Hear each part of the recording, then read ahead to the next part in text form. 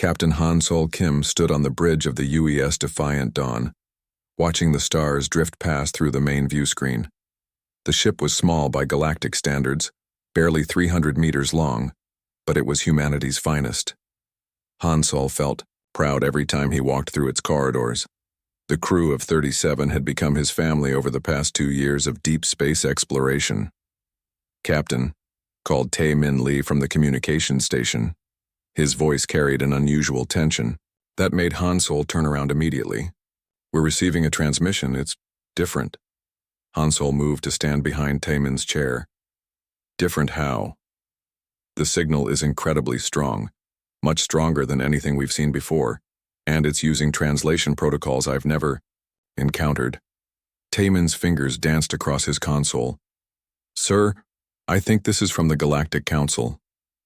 The bridge fell silent. Every human in the galaxy knew about the Galactic Council, though none had ever seen them. They were the rulers of known space, the ancient powers who controlled trade routes and decided which species could expand beyond their home systems. Earth had been trying to contact them for decades. "Put it through," Han Sol ordered. The main screen flickered, then displayed text in perfect English. The words appeared slowly, as if the sender wanted each one to sink in. "To the vessel UES Defiant Dawn and the species known as humanity. You are commanded to appear before the High Assembly of the Galactic Council on Nexus Prime within 60 standard days. Captain Han Sol Kim will represent your species in matters concerning violations of established galactic law. Failure to comply will result in immediate isolation protocols. This communication cannot be refused or ignored."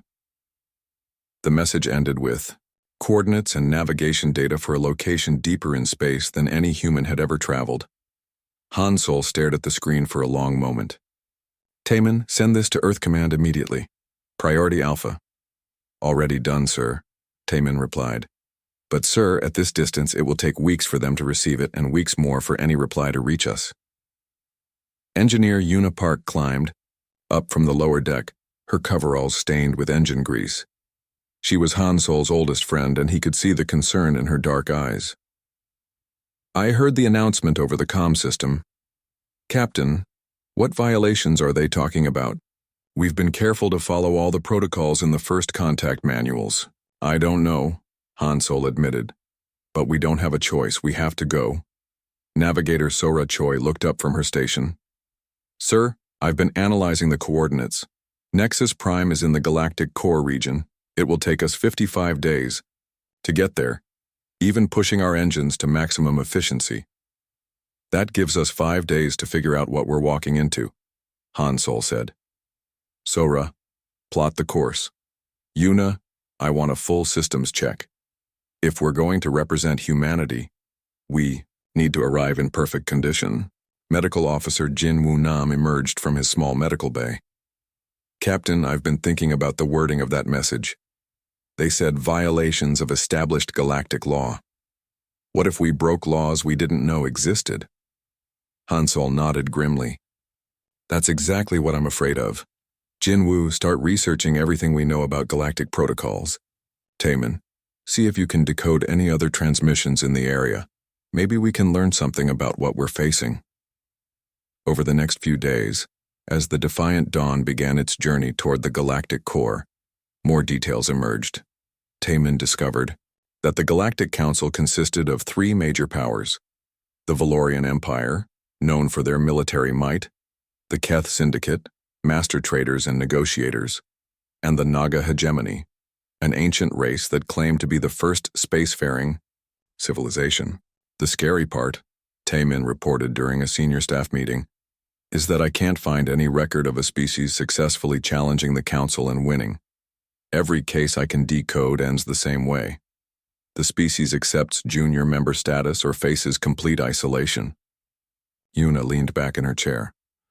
"So we're flying into a trial where the jury has already decided we're guilty." "It seems that way," Han Sol agreed. "But we can't turn back. Earth needs us to try." The response from Earth Command finally arrived. 3 weeks into their journey, the message was brief and not particularly helpful. "Proceed as planned. Avoid conflict. Represent humanity with honor. Good luck. That's it? Sora asked incredulously. Good luck? They're as lost as we are, Han Sol said. This is completely new territory for our species. As they traveled deeper into space, the crew began to notice changes. The space around them was busier than anything they had seen before. Massive ships, easily 10 times the size of the Defiant Dawn, appeared on their sensors regularly. Some were clearly military vessels, bristling with weapons. Others were enormous trading ships that looked like floating cities. Captain, Jinwoo said during another staff meeting, I've been thinking about our approach. What if we're looking at this wrong? What if the Council isn't trying to punish us, but test us? Test us how? Yuna asked. Think about it. They could have simply destroyed us or blockaded Earth if they wanted to stop human expansion. Instead, they're bringing us to their capital. Maybe they want to see what we're made of. Hansel considered this. It's possible, but we can't count on their good intentions. We need to be prepared for anything. The final weeks of the journey passed quickly. The crew worked together to prepare their defense, gathering every piece of data about human exploration and first contact protocols. Yuna fine-tuned the engines until they hummed like a musical instrument. Tai Min practiced his translations until he could speak in several alien languages. Sora studied galactic navigation charts, looking for any advantage they might use. Jinwoo spent his time researching alien psychology, trying to understand how the Council species thought. From what I can tell, he reported, they value hierarchy and tradition above everything else. They've maintained the same power structure for thousands of years. And now humanity shows up and disrupts everything by existing, Han Sol said. No wonder they're concerned. On the final day of their journey, as Nexus Prime appeared on their screens like a glowing jewel, Han Sol gathered his crew. I won't lie to you, he said. We're flying into the unknown. We might be the first humans to meet the galactic powers, but we might also be the last humans to fly free among the stars. Whatever happens, I'm proud to face it with all of you, the Yo. Crew stood straighter. They were ready to represent their species no matter what waited for them at Nexus Prime.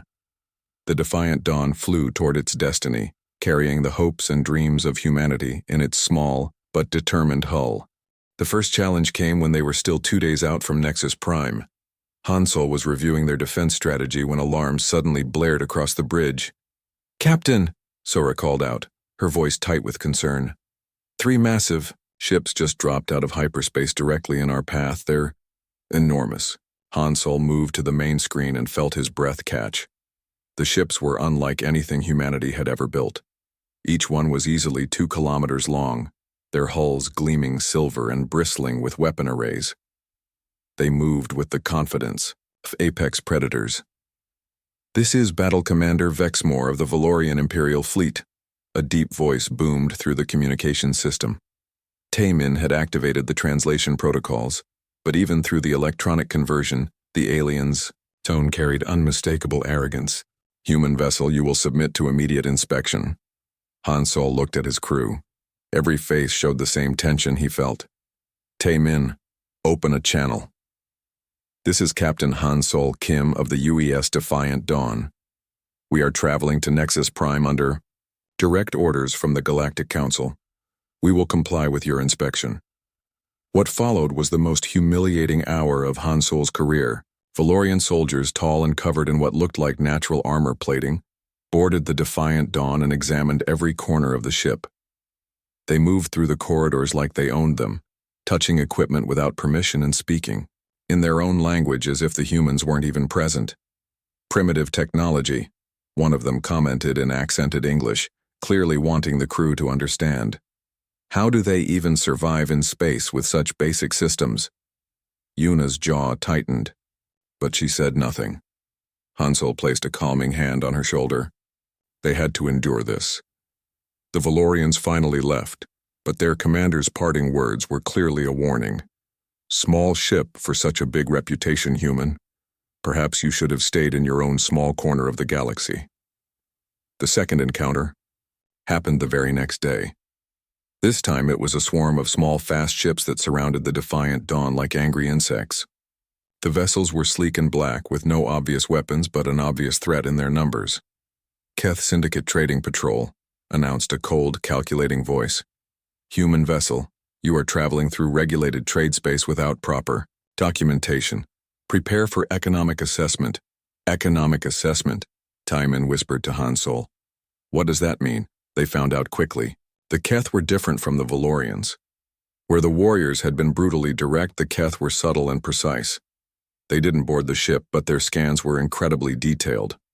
Within minutes, they seemed to know everything about the Defiant Dawn's construction capabilities and cargo. Interesting, the Keth commander mused. Your species shows promise in engineering efficiency, but your economic systems are laughably primitive. You could never afford proper passage through our territories. The Keth ships maintained their escort formation for several hours, their presence a constant reminder that the Defiant Dawn was completely outmatched. When they finally departed, their leader's last transmission was equally dismissive.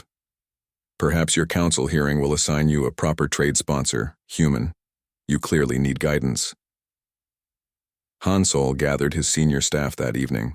The crew's morale was visibly shaken. They're trying to break us down before we even reach the council, Jinwoo observed. Both encounters were designed to make us feel small and helpless. It's working, Yuna admitted quietly. I've been building starships for 15 years, and those Valorian vessels made our best technology look like toys. That's exactly what they want us to think, Hansol said firmly. But we're still here.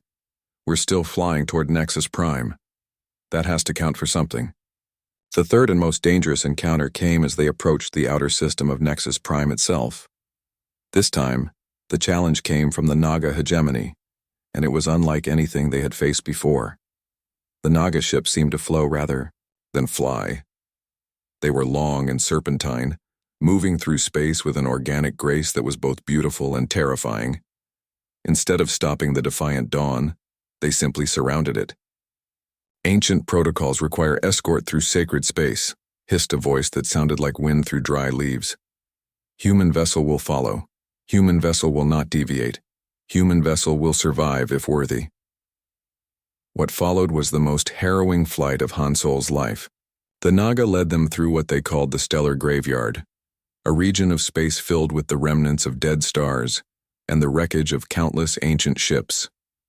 The route twisted and turned through fields of dangerous radiation and gravitational anomalies that could crush a ship in seconds. They're testing our piloting skills, Sora said through gritted teeth as she fought to keep them on course.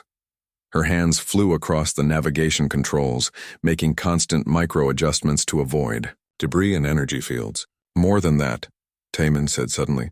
Captain, I'm picking up transmissions between the Naga ships. They're not just testing us, they're evaluating us for the council. The revelations kept coming. As Taemin worked to decode more of the alien communications, he discovered that all three encounters had been coordinated. The Valorians, Keth and Naga, had been working together to assess humanity's capabilities and mental state before the trial. They wanted to see how we'd react under pressure, he reported, whether we'd fight back, break down, or keep going. And, Hansol asked, based on what I can understand, they're surprised. Most species either become aggressive or completely submit when faced with this level of intimidation. We've done neither. Yuna looked up from her engineering station. What does that mean? For us? I'm not sure, Taemin admitted. But I think we've passed some kind of preliminary test. The question is whether that makes things better or worse for us. The final stage of their journey took them past wonders that no human had ever imagined. Massive space stations that housed entire civilizations, artificial worlds that gleamed like jewels against the darkness. Ships so large they had their own weather systems. The Defiant Dawn seemed impossibly small among such marvels. Captain, Jinwoo said quietly, I've been thinking about what we've seen. All of this technology, all of this power, they could have destroyed Earth without even noticing, so why bring us here? Because they're afraid of something, Hansol realized. Something about humanity has them concerned enough to bring us all the way to their capital, instead of just eliminating us. But what could they fear from us? Sora asked. We can barely match their technology from 1,000 years ago. Han Sol looked out at the approaching bulk of Nexus Prime, a space station the size of a small planet. Maybe that's exactly what scares them. Not what we are now, but what we might become. As the Defiant Dawn approached the docking coordinates they had been given, Han Sol felt a mixture of fear and determination. They had survived the gauntlet of challenges designed to break their spirit. Now came the real test. The crew worked in focused silence, preparing for whatever awaited them on Nexus Prime. They had represented humanity well so far, showing neither aggression nor submission in the face of overwhelming power. Now they would discover if that was enough. The massive docking bay doors opened before them like the mouth of some giant creature. The Defiant Dawn flew forward into the heart of galactic civilization, carrying humanity's hopes into the unknown. Nexus Prime was beyond anything the crew of the Defiant Dawn had imagined. As their small ship settled into its assigned berth, Han Sol and his crew stared through the viewports at the impossible sights surrounding them. The docking bay was large enough to hold 1,000 ships the size of theirs. Vessels from dozens of species filled the available spaces. Some were elegant and flowing like living creatures. Others were angular and mechanical, built purely for function. A few were so alien that Han Sol couldn't even tell which end was the front. "Captain," Yuna whispered, "look at the size of those ships. Some of them are bigger than our entire lunar colonies." She was right. The smallest of the alien vessels dwarfed anything humanity had ever built. Some stretched for kilometers, their hulls decorated with lights and symbols that spoke of civilizations with thousands of years of spacefaring experience. A mechanical voice echoed through their communication system. "UES Defiant Dawn, you will proceed to temporary quarters in Section Gamma 7. You have 2 standard days to prepare your defense before the council hearing begins. An escort will arrive shortly." The escort turned out to be a single alien in simple gray robes. It approached their ship without any visible technology, simply walking across the docking bay floor as if the massive space station had normal gravity everywhere.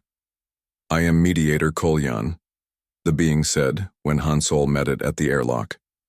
The translator made its voice sound neutral and calm. "I will guide you to your quarters and explain the proceedings ahead." Kolyan was tall and thin, with pale blue skin and large dark eyes. Its movements were graceful and precise, and it seemed to glide rather than walk. Han Sol found it impossible to determine the alien's gender, or even its exact species. "Follow." "Please," Kolyan said. "Your crew may accompany you, but they may not speak during the journey." The walk through Nexus Prime was both amazing and intimidating. The corridors were enormous, clearly designed for species much larger than humans. The walls displayed constantly changing information in dozens of languages and symbol systems. Beings from across the galaxy moved through the passages with the casual confidence of those who belonged here. Han Sol noticed how other aliens looked at him and his crew. Some showed curiosity, others indifference, but a few displayed what could only be described as contempt. They were clearly the topic of conversation among many groups they passed. Their quarters were located in what was obviously a less prestigious section of the station. The rooms were clean but basic, designed for short-term stays rather than comfort. The entire human crew could fit in their assigned space, but just barely. "The hearing will begin in 47 hours, Kolyan informed them. "You will be provided with all relevant legal documents and precedents. Study them well. The Council shows little patience for ignorance of galactic law." When the mediator left, Han Sol gathered his crew in their small common area. The walls were transparent, giving them a view of the vast station around them, but also making them feel exposed and watched. "First priority," Han Sol said, "is understanding what we're actually accused of. Taimin, can you make sense of these legal documents?" Taimin had been studying the data files they'd been given. His expression grew more troubled as he read. "Captain, it's worse than we thought. We're not just accused of one violation. They have 17 separate charges against humanity as a species." 17? Sora asked. "What could we possibly have done wrong 17 times?" "That's the problem," Taimin continued. Most of these charges are about things we didn't know were illegal. Apparently, we're not supposed to explore more than 3 star systems without council permission. We've explored over 40. Jin Woo leaned forward. What else? We're accused of aggressive expansion patterns, insufficient deference to established territorial claims, and unauthorized development of military technology. That last one is about our ship designs. Apparently, any vessel capable of faster-than-light travel is considered a potential military threat. Yuna shook her head. So we're criminals for being curious and building ships that can actually explore space? It gets worse, Taemin said grimly. The penalty for these violations is either complete isolation from galactic civilization or acceptance of junior protectorate status under one of the council powers. Protectorate status? Han Sol asked. Basically slavery, Sora said after reading over Taemin's shoulder. We would become subjects of either the Valorians, Keth, or Naga. All human expansion would stop. All our technology would be shared with our protectors. All our decisions would need their approval. The crew sat in silence for several minutes. Finally, Jin Woo spoke up. There has to be something we're missing. Why go through all this ceremony if the decision is already made? Over the next day, they threw themselves into preparation. Taemin studied galactic law until his eyes burned. Yuna prepared technical demonstrations of human engineering. Sora analyzed the political structure of the council. Jin Woo researched the psychology of the 3 major species. Their breakthrough came when Sora made a disturbing discovery. Captain, I've been looking at the historical records they provided. Do you know what happened to the last 43 species that appeared before this council? Tell me, Han Sol said, though he suspected he didn't want to hear the answer. 38. Accepted protectorate status. 5 chose isolation and were never heard from again. But here's the interesting part. Every single species that accepted protectorate status eventually disappeared from the records entirely. Disappeared how? Their populations were gradually moved to more suitable worlds under their protectors' guidance. Their home systems were redesigned for optimal efficiency.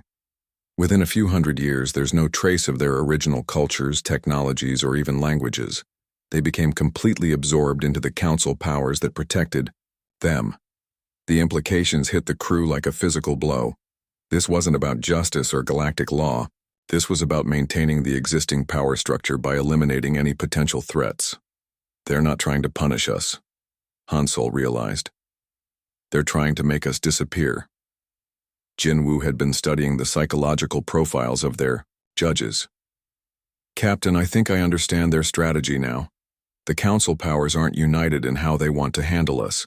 The Valorians want to crush us completely. The Keth want to exploit our economic potential. The Naga want to study us like specimens, so we might be able to play them against each other? Maybe. But we need to understand their individual motivations first. They spent their remaining time developing a strategy. Instead of simply defending humanity's actions, they would challenge the fundamental assumptions of the council system. It was incredibly risky, but traditional defense seemed hopeless anyway. On the morning of the hearing, Mediator Kolyan returned to escort them to the council chambers. The alien seemed almost sympathetic as it led them through the massive corridors. A word of advice, Kolyan said quietly. The council has maintained order in this galaxy for 3,000 years. They do not respond well to challenges to their authority. Noted, Han Sol replied. But sometimes authority needs to be challenged. The council chamber was vast beyond imagination. The ceiling stretched so high it seemed to merge with the stars beyond. 3 massive podiums dominated the space, each one designed for a different species. Hundreds of smaller platforms surrounded them, filled with representatives from across the galaxy. At the center of it all was a single small platform, clearly designed for the accused. It looked impossibly tiny in the enormous space, which Han Sol realized was entirely intentional. As he and his crew took their positions, Han Sol looked up at the 3 council members who would decide humanity's fate. Each was impressive in their own terrifying way, representing civilizations that had ruled space since before humans discovered fire. The time for preparation was over. Now came the real test. High Chancellor Vexthor of the Valorian Empire spoke first. The massive alien stood nearly 3 meters tall, his natural armor gleaming under the chamber's lights. When he spoke, his voice carried the authority of countless military victories. The species called humanity stands accused of 17 violations of established galactic law, Vexthor announced. Their crimes include unauthorized expansion, development of military technology without council approval, and most seriously, the display of unpredictable aggressive behavior that threatens the stability our ancestors built. The Chancellor gestured, and holographic displays showed human ships exploring star systems across local space. To Han Solo's eyes, they looked like the innocent voyages of discovery they had been. But in this context, surrounded by hostile alien powers, even peaceful, exploration looked threatening. Humanity has expanded into 43 star systems in less than 50 years, Vexthor continued. By comparison, the respectful Zelani species requested permission before exploring even their neighboring system. The disciplined Hyvar maintained a single colony world for 2 centuries before seeking expansion rights. Trade Arbiter Silquan of the Keth Syndicate spoke next. The alien was smaller than the Valorian but radiated cold intelligence. Its forearms moved in precise gestures as it presented economic data. From a commercial perspective, Silquan stated, humanity represents chaos in established trade networks. They have developed technologies independently, rather than purchasing them through proper channels. They have established colonies without consulting existing territorial agreements. Most concerning, they show no respect for the economic hierarchies that maintain galactic stability. More displays showed human innovations, improved engine designs, new mining techniques, and agricultural developments that had transformed barren worlds into thriving colonies.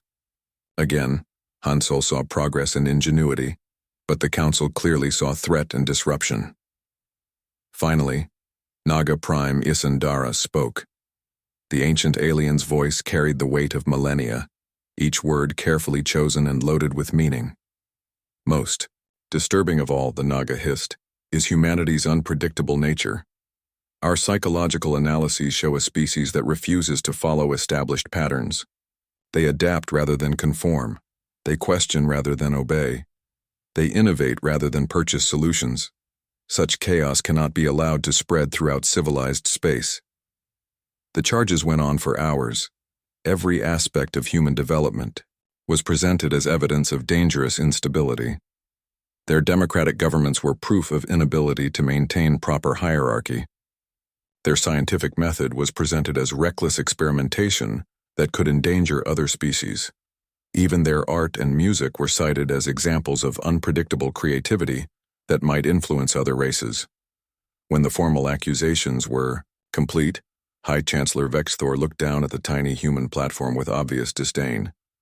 Captain Hansol Kim, you may now present your species' defense. Be aware that the evidence against you is overwhelming and the precedents are clear. We recommend you accept protectorate status under whichever council power you find most suitable. Hansol stood and looked around the massive chamber. Hundreds of alien faces stared down at him, most showing expressions that ranged from boredom to contempt. This was clearly a formality they had performed many times before. Honored council members, Hansol began, his voice carrying clearly through the chamber's translation systems. I thank you for this opportunity to speak.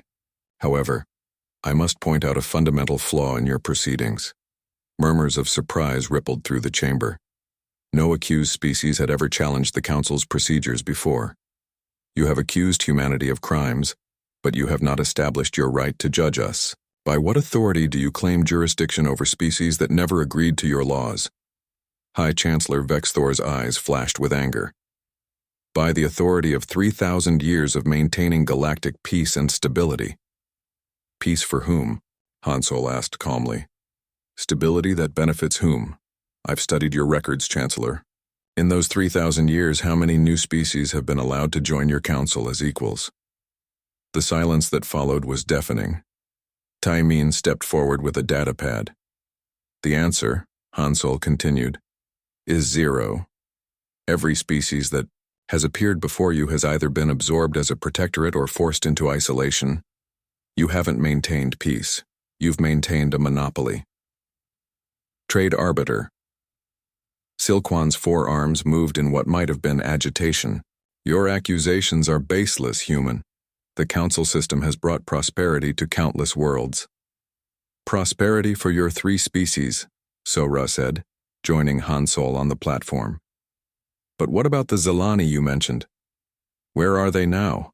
She activated her own display, showing population records she had discovered in the council's own databases.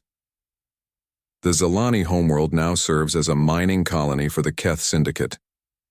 Their population has been relocated to 17 different worlds, where they work in industries controlled by their Keth protectors.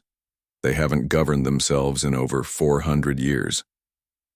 More murmurs filled the chamber, but these sounded different. Some of the smaller species representatives were looking at each other with expressions Hansol couldn't read. Yuna stepped forward with her engineering displays. You accuse us of developing dangerous military technology, but look at what we've actually built. Her holographic presentation showed human mining equipment, medical devices, and agricultural systems. Every one of our innovations was designed to help people live better lives, not to wage war.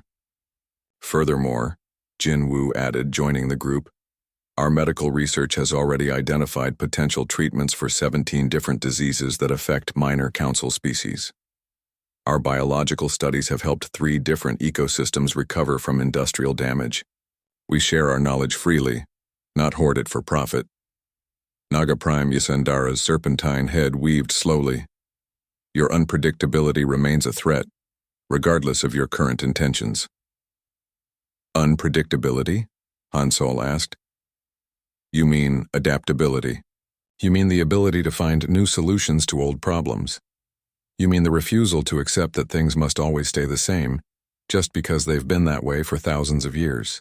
He gestured to his crew, all standing together on their small platform. We didn't come here to threaten anyone. We came here because you summoned us. But what we found isn't a galactic council. It's a system designed to prevent any species from challenging the established order. Taemin activated another display, showing the communications he had intercepted during their journey to Nexus Prime. The 3 tests we faced on our way here weren't random encounters. They were coordinated evaluations designed to break our spirit before we even arrived. You've been manipulating us since the moment we received your summons. The chamber erupted. In discussion, representatives from smaller species were talking rapidly among themselves. Some looked shocked, others angry, but none looked surprised. Hansol raised his voice to be heard over the commotion. I invoke Article 7 of the Ancient Compact. The entire chamber fell silent instantly. Even the 3 council members looked stunned. Article 7 hasn't been invoked in over 2 millennia, High Chancellor Vexthor said slowly. Then maybe it's time, Hansol replied. Article 7 allows any accused party to challenge the legitimacy of their judges. I call for a vote of no confidence in the current council structure. Impossible, Trade Arbiter Silquan hissed. You are not a council member. You have no standing to invoke ancient protocols. Actually, Taemin said, consulting his datapad, according to the ancient compact that established this council, any species brought before the assembly automatically gains temporary member status for the duration of their hearing. Captain Kim's invocation is completely legal. Naga Prime Yasendara's ancient eyes fixed on Hansol with what might have been respect. Clever, human. But even if your invocation is legal, you would need support from existing council members to proceed. Who would stand with a species that has been here less than an hour?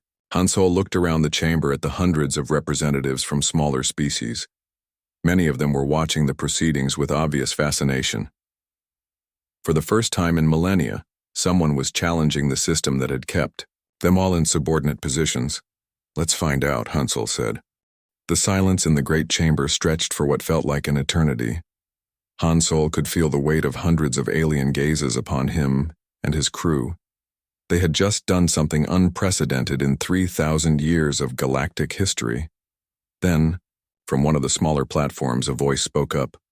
The Drex Republic supports the human invocation.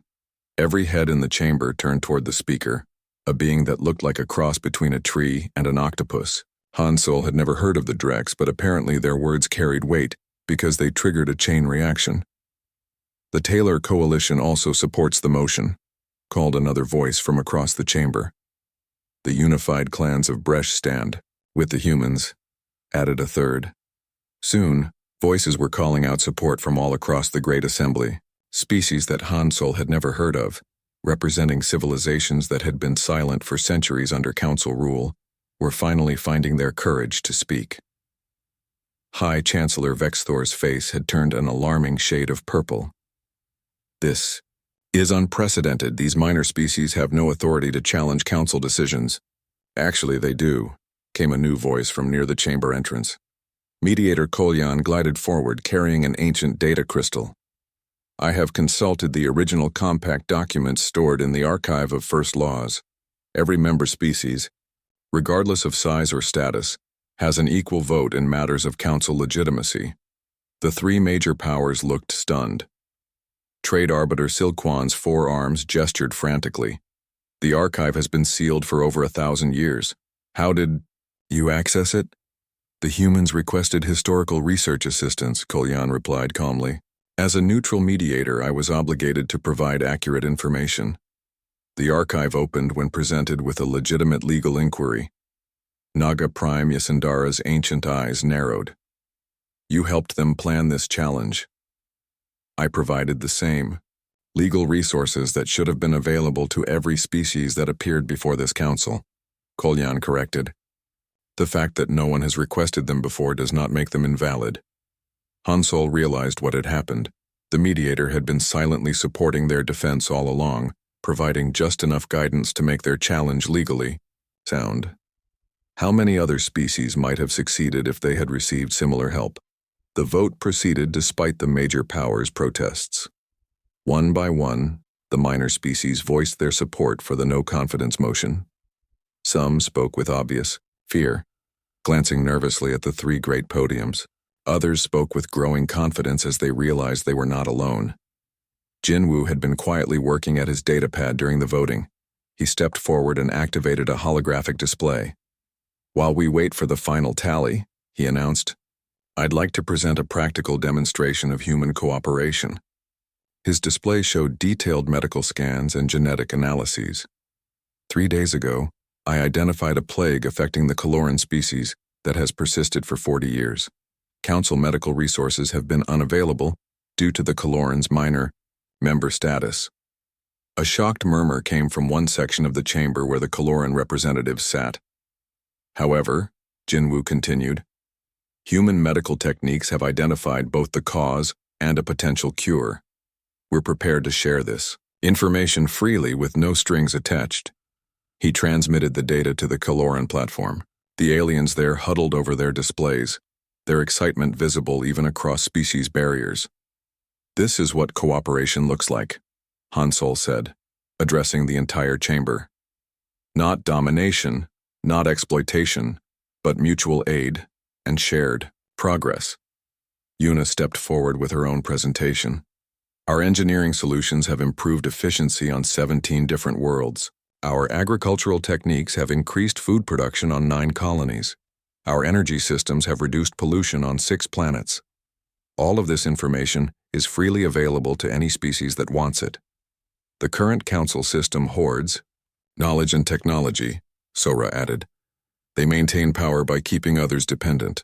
Humanity offers a different approach, growth through cooperation instead of control through scarcity." The final vote tally was announced. 847 species supported the no-confidence motion, 23 opposed it, and 31 abstained. The 3 major council powers had been voted out by an overwhelming margin. High Chancellor Vexthor stood slowly, his massive frame radiating fury. "This farce changes nothing. Military might determines real power, not the votes of inferior species." "Actually," Taemin said with a smile, "according to the ancient compact, military action against council members is considered an act of rebellion against galactic law.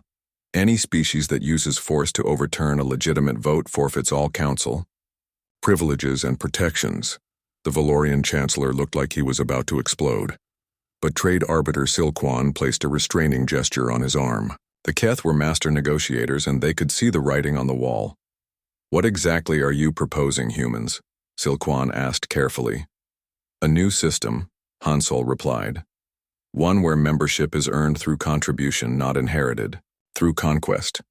Where knowledge is shared instead of hoarded.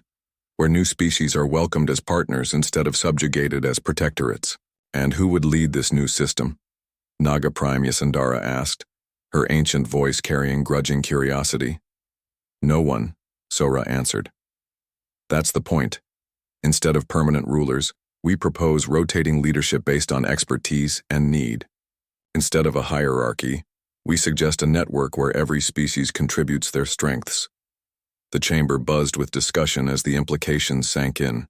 For 3,000 years, the galaxy had been ruled by the same three powers. Now, in a single day, that entire structure had been overturned. Over the next several hours, the framework for a new galactic government took shape. The major powers would retain their positions, but as equals among many rather than rulers over all. New species would be welcomed and supported rather than conquered or isolated. Technology and knowledge would be shared freely to benefit everyone. High Chancellor Vexthor eventually approached Hansol's platform. The massive warrior looked older somehow, as if the day's events had aged him centuries. "I do not understand. Your species, human," he said quietly. "You had the opportunity to seize power for yourselves, yet you chose to share it. You could have demanded tribute or territory, yet you offer aid freely. Why?" Hansol thought for a moment before answering. "Because power shared is power multiplied, Chancellor. A galaxy where everyone contributes their best ideas and abilities is stronger than one where a few hoard all the resources." The Valorian leader nodded slowly. Perhaps it is time for old warriors to learn new ways of thinking." 3 days later, the Defiant Dawn prepared to depart Nexus Prime. But they were no longer traveling alone. Representatives from dozens of species had requested passage to their home systems, eager to begin implementing the new cooperative frameworks they had helped design. "Captain," Yuna said as she ran final checks on their overloaded systems, "we're carrying twice our normal capacity, and half our passengers breathe different atmospheric mixes. This is going to be an interesting journey home." "The best kind," Hansol replied, looking out at the bustling docking bay where ships from across the galaxy were preparing similar journeys. For the first time in millennia, there was a sense of excitement and possibility in the air. Mediator Kolyan approached for their final farewell. "Captain Kim, I must ask, did you plan all of this from the beginning?" Hansol smiled. "Honestly, we just wanted to avoid getting humanity enslaved or destroyed. But sometimes the best solutions come from not knowing what's impossible." As the Defiant Dawn launched from Nexus Prime and began its journey back toward Earth, Hansol gathered his crew on the bridge. They looked tired but satisfied, like explorers who had discovered something wonderful. "So," Jinwoo asked, "what do we tell Earth Command when we get home?" "That humanity has found its place among the stars," Hansol replied. "Not as conquerors or subjects, but as partners in building something better than what came before." The small human vessel flew away from the galactic capital, carrying with it the seeds of change that would transform civilization across the stars. They had faced the impossible and discovered that sometimes the best way to win is to help everyone else win too. Behind them, Nexus Prime glowed with new purpose, as species that had been silent for centuries began to raise their voices in the great conversation of galactic civilization. The age of the old council was over. The age of cooperation had begun, and it all started with one small human ship that refused to accept that things had to stay the way they had always been.